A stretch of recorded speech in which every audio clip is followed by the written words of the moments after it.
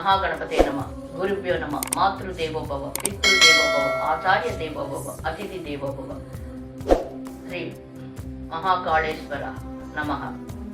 ఏమండి, 11 రోజులు 4 జ్యోతిర్లింగాలు ద్వారకాధీశుడిని చూడ్డానికి నేను యాత్రకి బయలుదేరాను. మన జీవితంలో యాత్ర అంటే ఏంటి, ఎందుకు వెళ్ళాలి, వెళ్ళకపోతే ఇంట్లోనే కృష్ణారామ ఇక్కడి నుంచే దండం పెట్టుకుంటే సరిపోదా అంటారు. సరిపోతుంది, కానీ ఆ స్థల మహిమ కూడా మనం తెలుసుకోవాలి.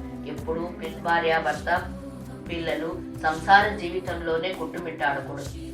జీవితంలో అప్పుడప్పుడు సంవత్సరానికి ఒకసారి మన పక్క రాష్ట్రంలో ఉన్న మన పూర్వీకులది స్థాపించిన గుడులు, గోపురాలు, మన చరిత్ర సృష్టించిన రాముడు జన్మస్థలము, కృష్ణుడు జన్మస్థలము, మహా పరమేశ్వరుడు వెలసిన స్థానము, అష్టాదశ పీఠాలు తెలుసు కదా మనందరికీ.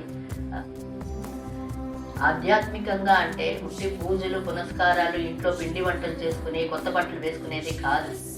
సంవత్సరానికి ఒక్కసారి మన వీలైనంత వరకు మన ఫ్యామిలీతోనే కాకుండా ఒక యాత్ర ద్వారా 10 మంది వివిధ స్థలాల నుంచి వస్తారు, డిఫరెంట్ ప్లేసెస్ నుంచి కలుస్తారు కదా ట్రావెల్స్లో. వాళ్ళ ద్వారా మనం వెళితే రకరకాల మనుషులు మనకి కనబడతారు, రకరకాల వ్యవహారాలు మనకు తెలుస్తుంది, భాషా వ్యవహారాలు, ఒక్కొక్కరి జీవితం కూడా మనం తెలుసుకోవచ్చు.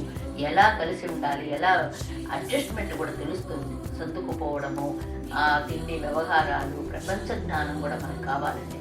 ఒక్క ఇల్లే స్వర్గము, కడుపే వైకుంఠము అంటే సరిపోదు.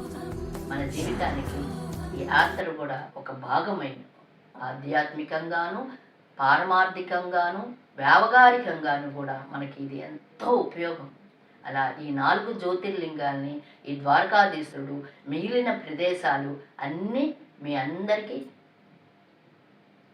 నా ద్వారా మీకు తెలపాలనుకుంటున్నాను. ఉంటాను. ఈ మీనా, మీ మీనా.